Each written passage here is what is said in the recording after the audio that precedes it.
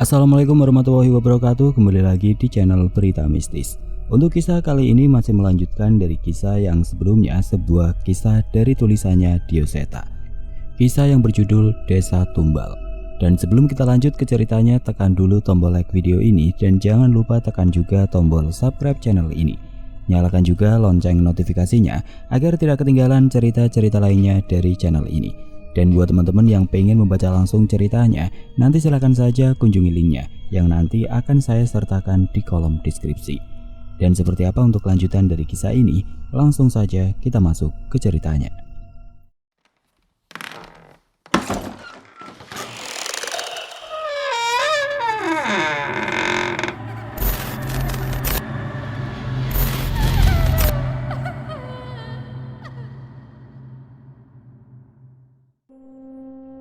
Diceritakan dari sudut pandang Cahyo. Sebuah keputusan yang berat ketika aku harus pergi meninggalkan tempat di mana aku terlahir hingga tumbuh dewasa. Namun aku tidak ingin membiarkan kematian Bara menjadi sia-sia. Ya, dia Bara. Seorang aku dari semesta yang berbeda, semesta tempat sekarang aku berada. Cukup sulit meyakinkan Chandra Mukti untuk membawaku ke semesta ini. Banyak yang perlu ia pertimbangkan. Namun setidaknya kami sepakat dalam satu hal, bahwa bencana gaib di semesta ini harus dihentikan. Waktuku tidak banyak, hampir mustahil bagiku untuk menyelesaikan apa yang sudah diperbuat oleh keris pusaka mayit itu sejak ia menipu Bara hingga menguasai alam gaib di tanah ini. Baru beberapa hari saja aku tiba di semesta ini, berbagai kejadian di luar nalar sudah membuatku menggelengkan kepala.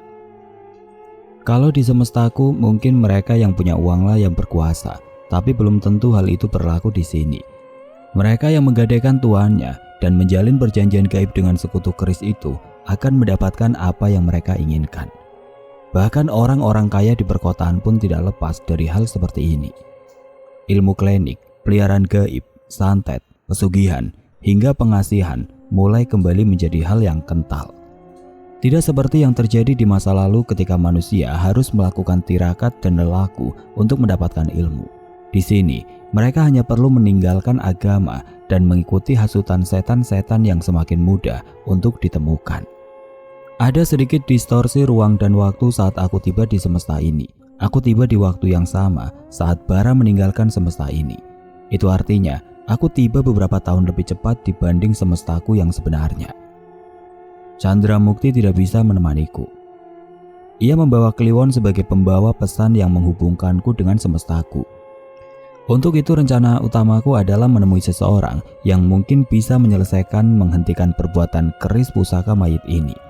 Dan kalau aku harus menduga siapa yang bisa, pikiranku segera tertuju kepada Danan. Membutuhkan waktu cukup lama hingga aku bisa menemukan Danan di sebuah desa yang bernama Desa Pulungrejo.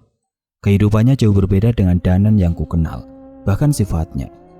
Bayangkan, seorang Danan yang biasa menjadi sosok bijak yang mengingatkan kenakalanku, kini justru berbanding terbalik. Ia sering bertingkah iseng jauh sekali dari sosok Danan yang karismatik yang kukenal. Aku menemukannya sedang memanfaatkan kemampuannya untuk mencari uang. Ia pura-pura meminta syarat menolong bocah yang juga pura-pura kesurupan, dan menggunakan uang itu untuk dirinya sendiri. Hampir saja aku menghampirinya dan memberinya pelajaran, namun aku menahan diri ketika melihatnya masih memiliki niat baik untuk menyadarkan anak perempuan itu. Walau memiliki perangai yang berbeda, ternyata Danan di desa ini masih diterima baik oleh warga. Keberadaannya pun diandalkan untuk menangani keberadaan makhluk-makhluk gaib yang mencoba mengganggu desanya.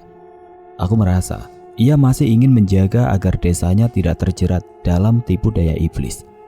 Saat memperhatikan Danan di semesta ini, aku mulai menyadari apa yang membuatnya seperti itu.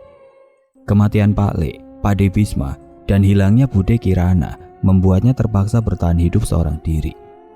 Hal itu juga yang terjadi padaku dulu hingga terbiasa mencari perhatian dengan hal-hal bodoh. Walau begitu, Danan tetaplah Danan.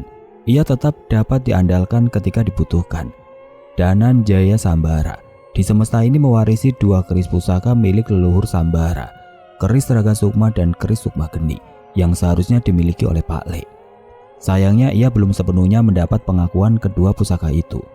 Namun ketika ia mampu menggunakannya, mungkin itulah versi terkuat Danan yang pernah kulihat. Memangnya apa yang berbeda antara semesta ini dan semestamu, Cahyo? Tanya Danan yang baru saja selesai memanaskan air dari sungai untuk membuat kopi yang hanya tersisa beberapa saset di persediaan kami.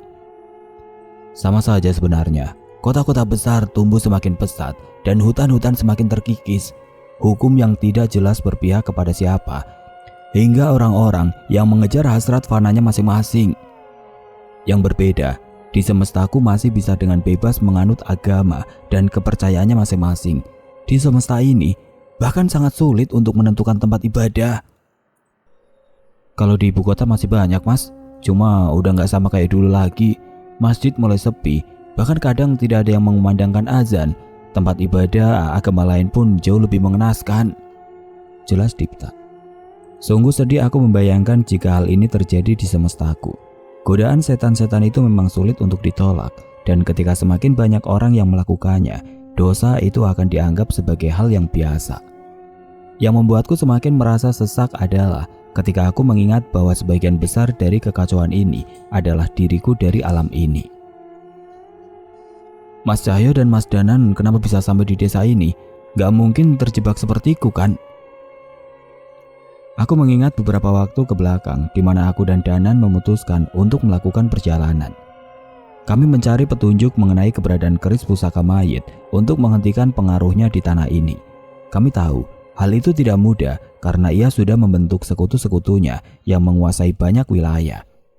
Sudah beberapa tempat keramat kami datangi, namun tempat-tempat itu tidak lebih dari tempat yang dikuasai oleh sosok makhluk pencari tumbal tidak lebih. Ini desa kesekian kali yang kami datangi, Mas. Kami mencari petunjuk apapun tentang keris pusaka mayit, dan untung saja Danan nemuin gulungan itu, yang artinya desa ini memang memiliki hubungan dengan keris itu. Terus kalian mau ngapain setelah tahu dari gulungan lontar itu? Danan mendekat mengantarkan kopi untuk kami berdua. Ibarat keris itu adalah mesin, desa ini itu penghasil bensinnya, Mas. Kalau kita bisa menghentikan ritual dan menyadarkan warga, keris pusaka mayit itu akan kehilangan desa penghasil demit yang akan menjadi anak buahnya. Danan menjelaskan pada Dipta. Dipta mengangguk mengerti. Tapi maaf nih, Mas, saya nggak punya ilmu kanuragan kayak kalian berdua. Saya mungkin akan jadi beban di sini. Aku menyeruput kopiku dan menikmati sejenak suasana tenang di siang hari ini. Gak gitu, Mas Dipta. Setiap manusia memiliki perannya masing-masing. Mungkin kami berperan menghentikan setan-setan ini. Tapi orang seperti Mas Dipta yang masih memegang teguh agama dan menjalankan amalannya lah yang akan menjadi ujung tombak kembalinya kepercayaan kepada Sang Pencipta di tanah ini. Setuju. Gak gampang untuk terus taat beribadah di tengah cemoohan orang-orang, tambah Danan. Setelah menikmati perbincangan singkat itu, sekali lagi kami berjalan-jalan memperhatikan desa itu. Berkali-kali diperhatikan pun desa itu tetap terlihat sepi, seperti desa biasa dengan warga yang ramah dan rukun. Dipta masih memandang dari jauh sosok Asri yang ternyata jauh dari bayangannya. Sepertinya ia sempat menaruh hati. Terus kita harus gimana, Cahyo? Tanya Danan. Di pemakaman tempat ritual itu masih ada sesuatu yang berhubungan dengan keris pusaka mayit. Pasti ada sesuatu yang menghubungkan desa ini dengan pusaka itu. Kita coba cari itu dulu. Setauku pemakaman itu dijaga, sebut Danan lagi. Ya, itu memang harus kita pikirkan. Kami menghemat tenaga dengan beristirahat di siang hari. Dan setelah menyelesaikan kewajiban kami di waktu maghrib, kami pun mulai bergerak ke arah pemakaman. Dari jauh kami memperhatikan kuburan-kuburan dengan satu jenis batu nisan. Namun untuk kuburan-kuburan baru, mereka menutupinya dengan tirai bambu. Yang membuatku sedikit terganggu adalah keberadaan tengkorak manusia yang tidak dikubur dan hanya diletakkan begitu saja di atas kuburan tubuhnya. Sama sekali tidak ada penerangan di tempat ini. Dengan sebatang obor, kami mengelilingi pemakaman mencoba mencari petunjuk. Aku tidak bisa membayangkan warga desa benar-benar berpesta di tempat mengerikan ini. Di tengah-tengah pemakaman ada tumpukan batu yang menjadi tempat di mana mereka menyajikan mayat. Ada sisa-sisa tambang menggantung di pohon tempat mereka menggantung kepala dari mayat yang disajikan. Ini patung apa? Bentuknya mengerikan begini? Tanya Dipta yang melihat sebuah patung di Pundan Berundak, tempat warga melakukan pemujaan. Sesembahan mereka. Mereka menyembah sesuatu yang dianggap sebagai perwujudan dari sisi gelap dewa, jawab Danan. Mereka disesatkan oleh sosok yang mengaku dewa ini. Dipta membuat kesimpulannya sendiri. Para penganut kepercayaan yang memuja dewa-dewi pun pasti juga akan bertentangan dengan ritual ini, tambahku. Kami melanjutkan pencarian kami di pemakaman itu. Sepertinya satu malam tidak akan cukup jika kami harus mengecek semua nisan yang ada di tempat ini. Apa yang kalian lakukan di tempat ini? Tiba-tiba terdengar suara dari belakang kami bertiga. Aku menoleh dan seorang kakek tengah berdiri di sana memperhatikan kami. Bagaimana mungkin aku tidak menyadari keberadaannya? Enggak mbah, kami cuma pengen tahu saja. Kalian bukan dari desa ini, berani-beraninya kalian, ucapnya dengan raut wajah marah. Iya mbah, maaf, kita pergi, ucap Danan yang segera menarikku dan Dipta. Kami segera melangkahkan kaki keluar dari situs pemakaman itu, tapi ternyata niat kami tidak berjalan semulus itu. Tiba-tiba obor kami mati begitu saja. Danan mencoba menyalakannya, namun batang koreknya enggan menyala. Kami pun segera sadar bahwa kakek itu melakukan sesuatu. Kami menoleh kembali ke arah sang kakek penjaga makam itu, dan saat itu kami sadar, kakek itu bukan kakek biasa. Desa ini dipenuhi oleh orang-orang baik, tapi kami punya aturan untuk pendatang menjadi bagian dari desa ini atau menjadi penghuni pemakaman ini. Mendengar ucapan itu, Dipta terlihat panik. Sepertinya ia juga tahu bahwa ucapan itu bukan ancaman semata. Itu mas, di belakang kakek itu. Dipta menyadari sesuatu yang membuatnya semakin pucat. Di belakang kakek itu samar-samar mulai bermunculan sosok pocong yang menyebar di antara pepohonan. Pocong itu semakin menyebar ke seluruh hutan, seolah berniat mengepung kami. Mereka adalah pendatang-pendatang seperti kalian yang menolak menjadi bagian dari kami. Sial, sepertinya kami tidak bisa menyelesaikan masalah ini secara tenang. Kita bakal jadi kayak mereka? Tanya Dipta yang ketakutan. Mendengar itu, Danan pun meraupkan tangannya ke wajah Dipta. Ngawur kamu, mana ada manusia yang mempertahankan keyakinannya pada Gusti Allah, matinya jadi arwah gentayangan, ucap Danan. Dengerin tuh mas, jangan terkecoh sama jin yang mengambil wujud manusia. Dipta mengangguk mencoba mengerti ucapan kami, tapi sepertinya ucapan itu tidak mengurangi sedikit pun rasa takutnya. Ya udah, terus ini gimana? Nan, urusin. Danan pun mengeluarkan kedua keris andalannya dan berjalan mendekat ke kakek itu. Dia meneteskan darahnya pada keris sukma geni dan membiarkan api putih membara.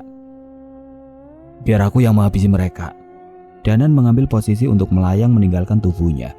Inilah kehebatan Danan di semesta ini.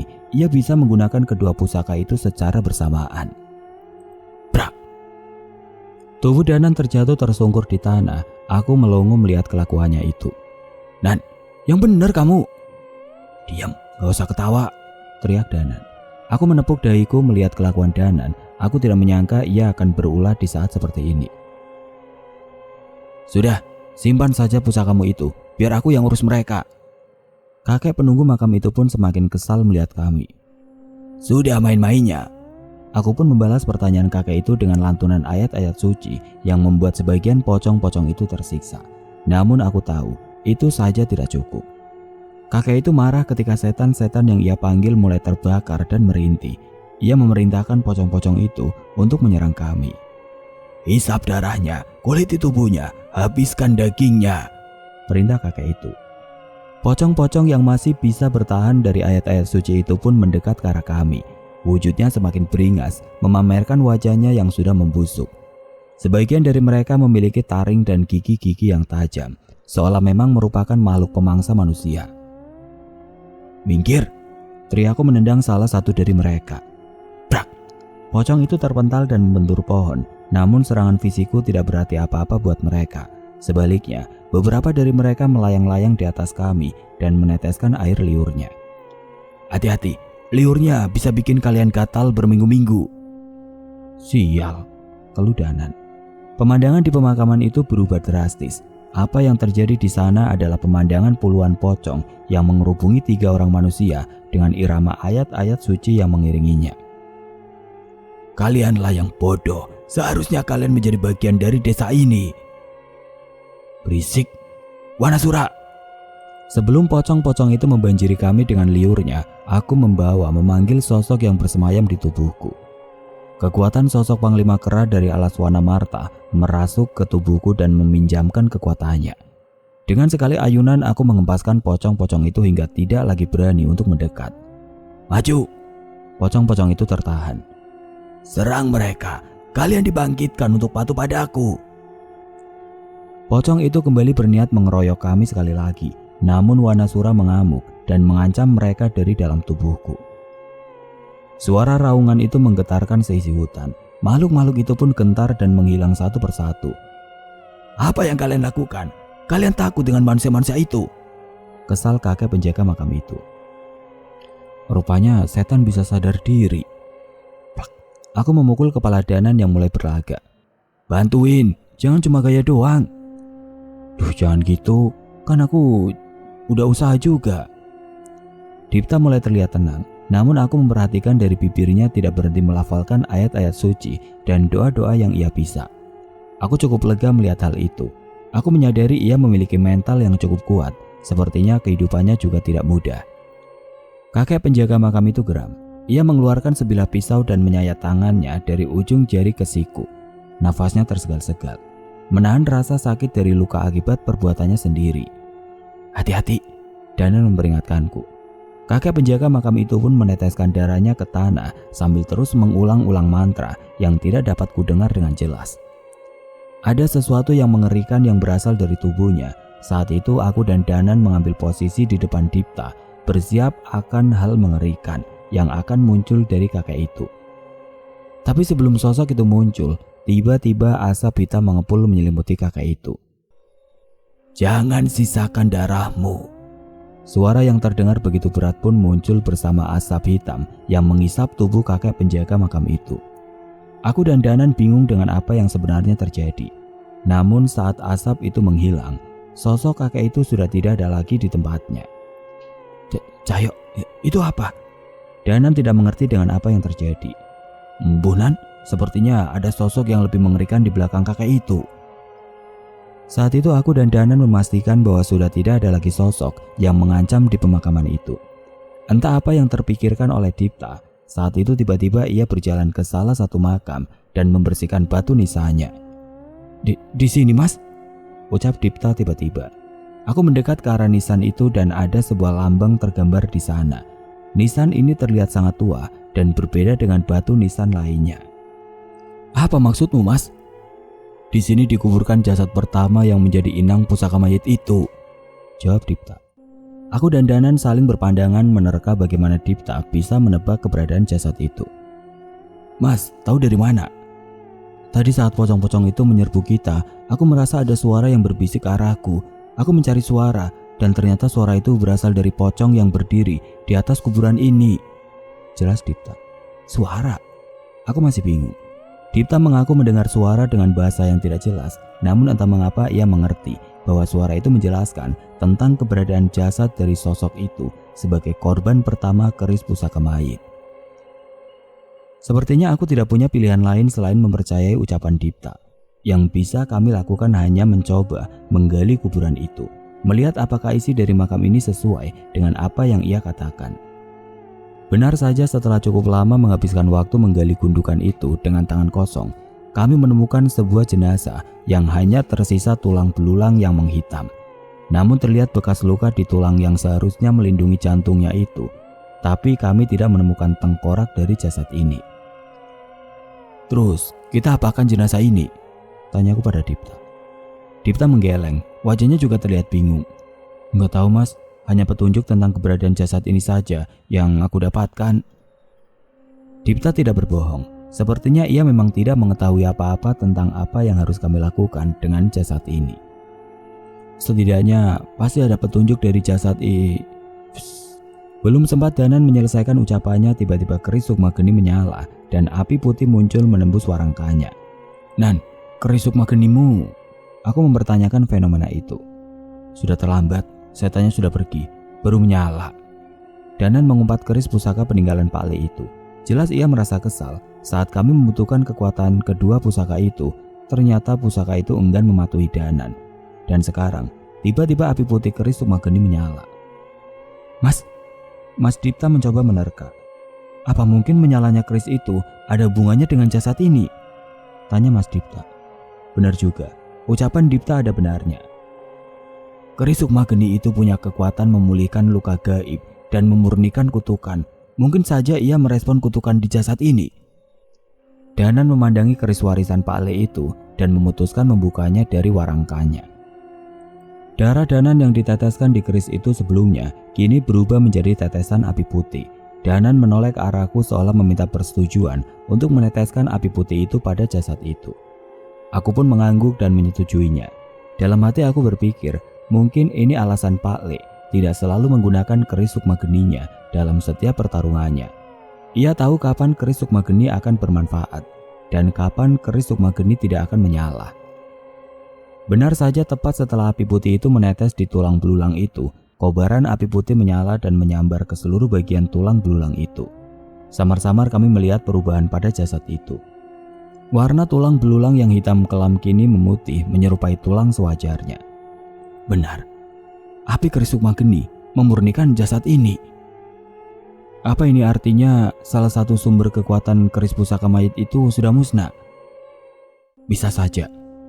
Belum, Danan berkata sambil berpikir. Aku dan Dipta pun serentak menoleh ke arahnya. Kepala jasad ini belum dimurnikan. Aku merasa kepala itulah yang menjadi pengikatnya. Aku sepakat dengan Danan dan aku bisa menebak apa yang Danan maksud. Kita tahu bahwa kepala jasad ini pasti disimpan secara khusus oleh warga desa. Kita kembali. Danan dan Dipta mengangguk setuju. Setidaknya saat ini kami sudah mendapatkan beberapa petunjuk. Yang pertama, dengan memurnikan jasad yang pernah menjadi inang dari pusaka mayit. Hal ini mungkin bisa berdampak terhadap pusaka sialan itu. Yang kedua, jika hal itu benar, jalan yang harus kami tempuh semakin terang. Berarti, tugas kami adalah mencari semua jasad yang pernah menjadi inang dari pusaka itu dan memurnikannya seperti apa yang kami lakukan pada jasad ini.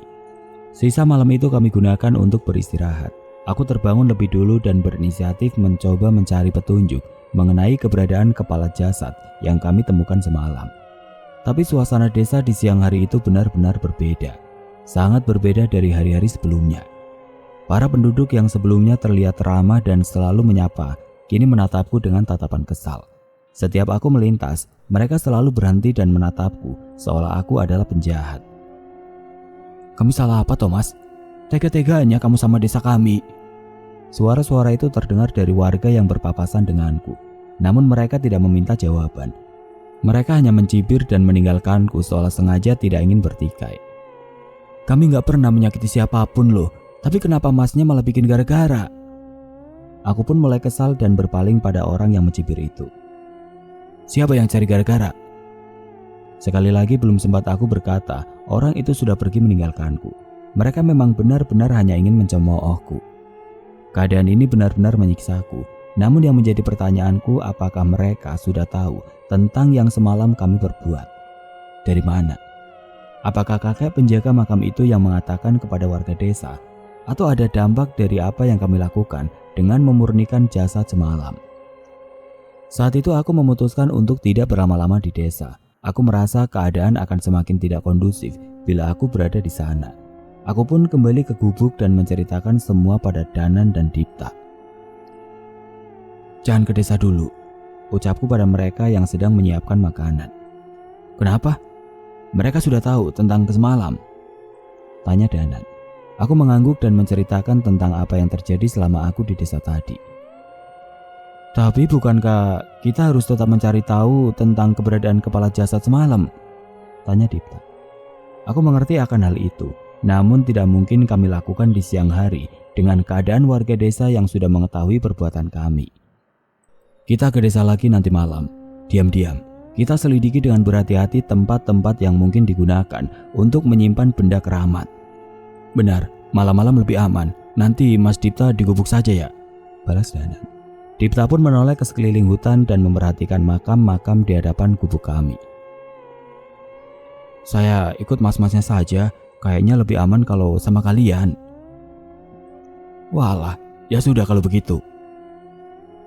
Lagi pula mungkin saja Mas Dipta bisa memberi petunjuk seperti semalam, tambah Danan. Aku setuju mengenai itu. Tanpa petunjuk dari Mas Dipta, mungkin kami tidak akan mendapat petunjuk mengenai jasad itu. Tapi hal itu sekaligus membuatku sedikit khawatir.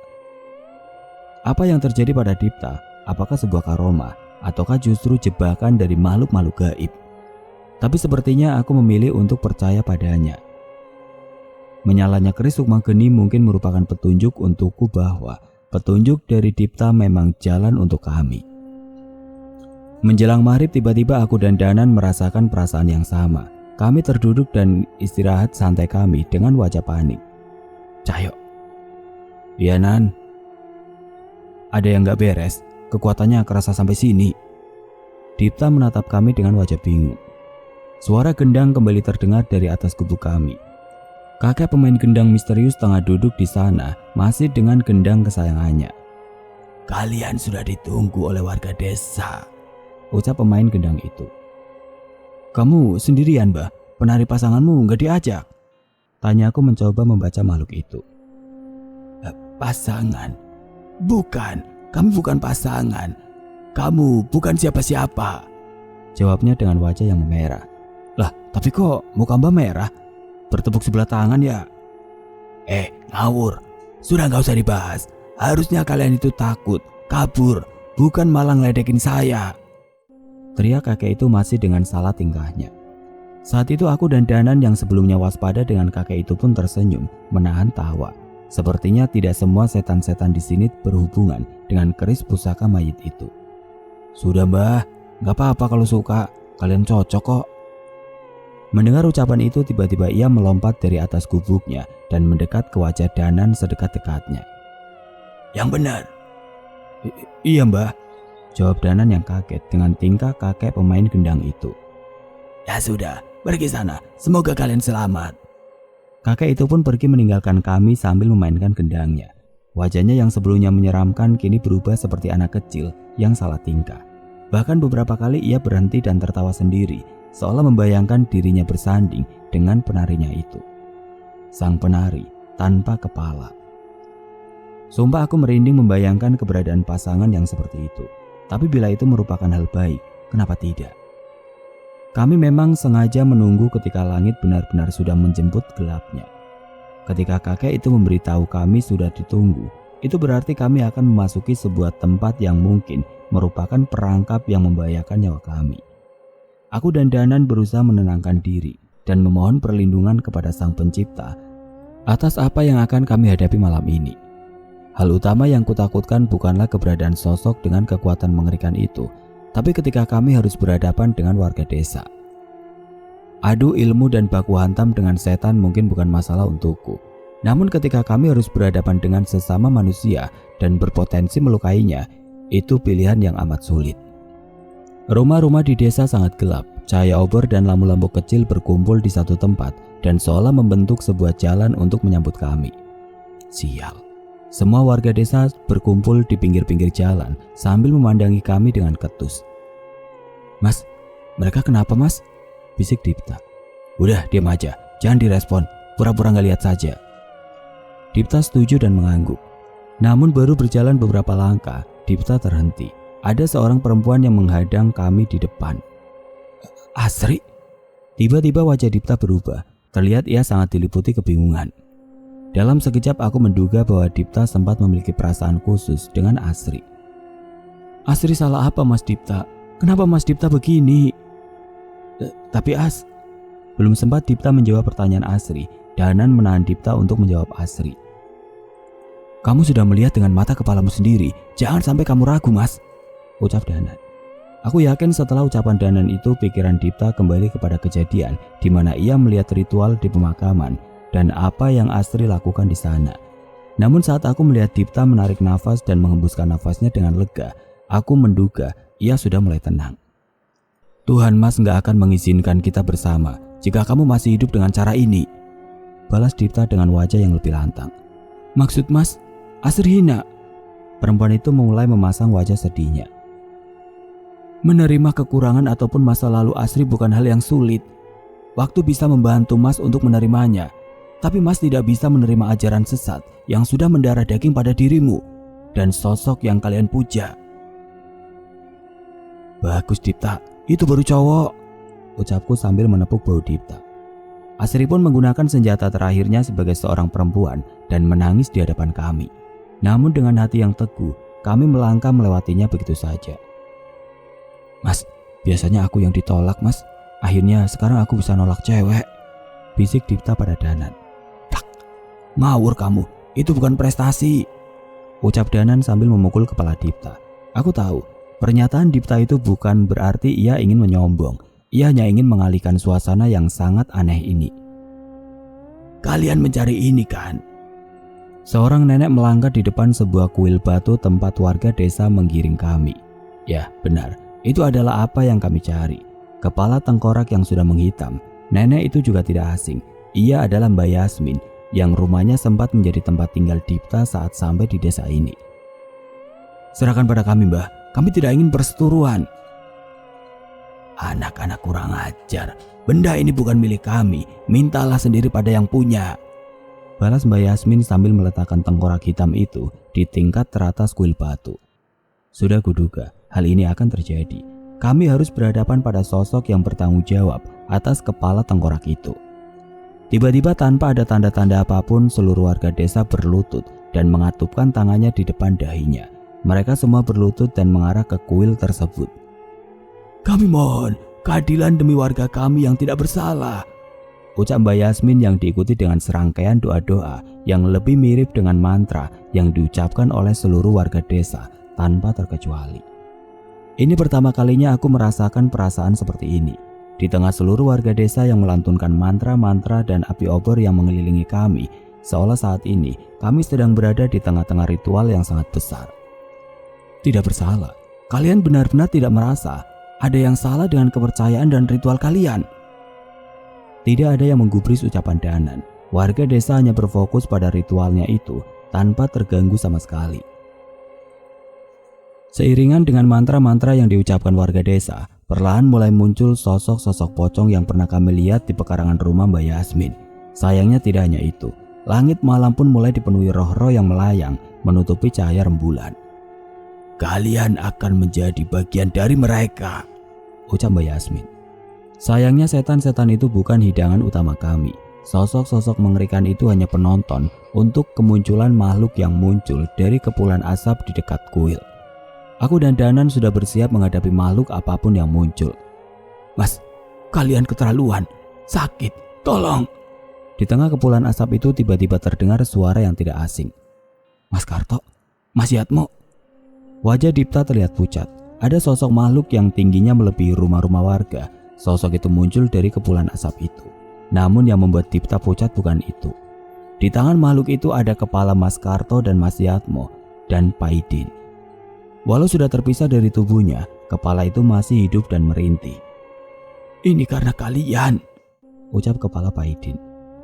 "Brengsek, apa yang kau lakukan pada mereka?" "Ini salah kalian," teriak salah satu warga. "Karto harus menanggung akibatnya karena membawa dia ke desa ini." Mengerikan, rupanya mereka bertiga diminta pertanggungjawaban karena mengantarkan Dipta ke warga desa ini. "Mereka harusnya bahagia. Mereka disempurnakan lebih dulu dari kami," ucap Mbak Yasmin. "Tidak, mereka benar-benar tidak waras.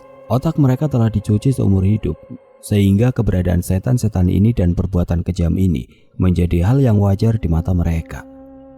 "Hentikan perbuatan kalian!" Danan yang sudah tidak mampu menahan emosinya pun menjatuhkan tubuhnya begitu saja dan melepaskan sukmanya menuju arah makhluk hitam penguasa desa ini. Dengan melampiaskan amarahnya, Danan menyerang tepat ke jantung makhluk itu dengan keris raga sukmanya. Beruntung kali ini keris raga sukma mau mengikuti kehendak Danan. Sayangnya serangan itu sia-sia. Serangan Danan tembus begitu saja dan tidak melukai sedikitpun makhluk hitam itu. "Hanya yang berhati bersih dan berhati suci yang mampu menyentuh Sang Hyang Prawana," ucap Mbak Yasmin. "Sang Hyang? Yang benar saja," protes Danan. Aku pun penasaran dan memanggil Wanasura untuk membantuku menyerang sosok itu. Dan benar saja, seranganku tidak mampu menyentuh sosok itu.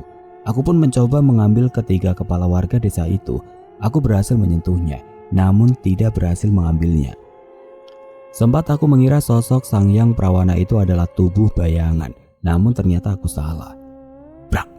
Tubuhku terpental tiba-tiba dengan tendangan makhluk itu menghantam tubuhku tanpa ampun.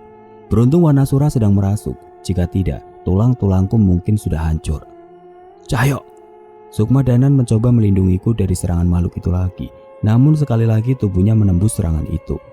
Beruntung aku sempat melompat ke salah satu atap rumah untuk menghindari serangan itu. Ini gawat, makhluk itu bisa menyerang kami, tapi kami tidak bisa menyentuhnya. Hentikan doa-doa kalian. Bagaimana mungkin kalian menyembah makhluk seperti ini? Sepertinya ia menyadari bahwa keberadaan makhluk ini berhubungan dengan doa-doa dan mantra-mantra yang ia baca. Sayangnya setan itu pun mulai mengincar Dipta. Setan brengsek, aku lawanmu. Aku mencoba memprovokasi setan itu untuk mendekat ke Dipta, namun sepertinya aku tidak berhasil. Setan itu tidak menganggap aku sebagai ancamannya. Bayangan sosok makhluk tinggi mencoba menghantam tubuh Dipta yang hanya manusia biasa. Dam!